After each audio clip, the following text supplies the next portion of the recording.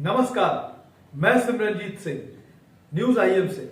आइए आज हम बात करते हैं बिहार की राजनीति से जुड़े एक खास मुद्दे की। पिछले दिनों बिहार में सत्ताधारी नीतीश कुमार की सरकार ने मंत्रिमंडल का विस्तार किया, जिसमें आरोप लगाया जा रहा है कि पहली बार ऐसा बिहार में हुआ है कि मंत्रिमंडल के विस्तार में भूमिहारों को नजरअंदाज किया गया है। जी हां, भूमिहार यानी ब्रह्मर्षि एक ऐसा जातीय समूह जिन्हें बिहार की सियासत का सिरमौर माना जाता है। भूमिहार एक ऐसा समुदाय जिनके बिना बिहार की राजनीति की चर्चा पूरी नहीं होती, जिनकी कृपा से पिछले 16 सालों से बिहार में एनडीए और नीतीश कुमार सूबे की सत्ता के शीर्ष पर बने हुए हैं।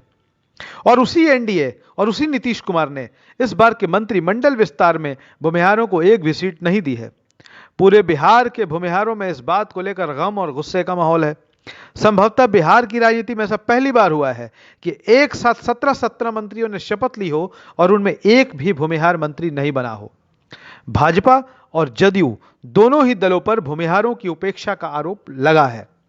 आपको बताते चलें कि बिहार में भूमिहारों की आबादी 5% के आसपास है, लेकिन यह समुदाय राजनीतिक रूप से बेहद जागरूक है और 25% वोटरों को प्रभावित करने की क्षमता रखता है। यह वही समुदाय है जिसने बिहार में लंबे समय तक चले जातीय संघर्ष के दौर में भी अपने वजूद को मिटने नहीं दिया। भूमिहार उस वर्ग का नाम है जिनके खिलाफ माहौल बनाकर लालू प्रसाद यादव ने लंबे समय तक बिहार की सत्ता की बागडोर अपने हाथ में रखी।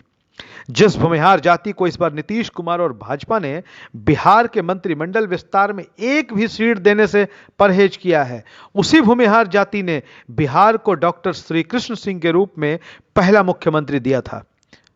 बात करें अगर 2020 में हुए बिहार विधानसभा चुनाव की, तो अलग अलग दलों से इस बार 21 भूमिहार विधायक निर्वाचित हुए हैं, जबकि इसके पहले 2015 में यह आंकड़ा महज 17 था। इस बार के चुनाव में निर्वाचित 21 भूमिहार विधायकों में अकेले 8 भाजपा के, जबकि जदयू के 5 और जीतन राम मांझी की पार्टी हम सेक्युलर से 1 भूमिहार विधायक हुआ है। बात करें अगर महागठबंधन की, तो कांग्रेस से 4, राजद से 1 और सीपीआई से 1 भूमिहार विधायक निर्वाचित हुए हैं। कांग्रेस ने तो अपने विधायक दल का नेता ही भागलपुर के विधायक अजीत शर्मा को बना दिया है, जो बिहार की राजनीति में धीरे धीरे कद्दावर भूमिहार नेता के रूप में स्थापित होते जा रहे हैं। जैसा कि हमने आपको पहले ही बताया कि भूमिहार समाज राजनीतिक रूप से बेहद जागरूक और मुखर होता है, ऐसे में सत्ताधारी गठबंधन द्वारा इस समुदाय की उपेक्षा करना महंगा पड़ सकता है। भूमिहारों में अब इस बात को लेकर चर्चाओं और विमर्श का दौर भी शुरू हो चुका है कि क्या हमारा समाज अब सिर्फ वोटर बनकर रह गया है? क्या हमारा काम सिर्फ लालू प्रसाद और आरजेडी के अंध विरोध में एनडीए को वोट देना और नीतीश कुमार को सत्ता पर बैठाना रह गया है?